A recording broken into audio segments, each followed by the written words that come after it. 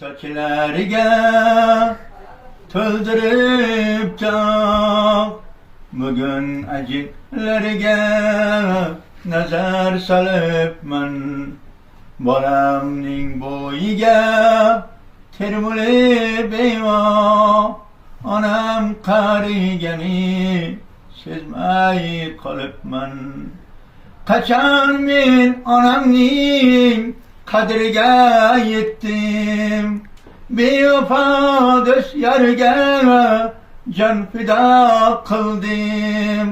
Bugun ichimdan ezilib ketdim, onam o'tganini sezmay qolibman.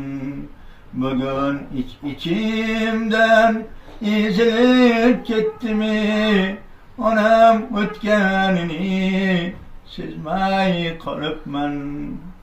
Dunyoga dunyo deb yugurib keldim, bormisan sog'indim, kel desa keldim.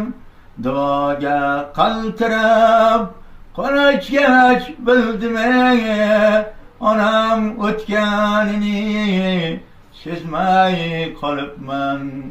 Duoga qaltirab qo'l ochgach bildim, onam qarigani sezmay qolibman.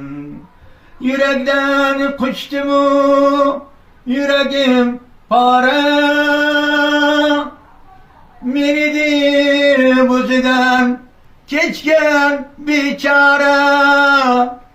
O'zim bilan o'zim bo'ldim ovora, o'zim bilan o'zim bo'ldim ovora. Onam qarigani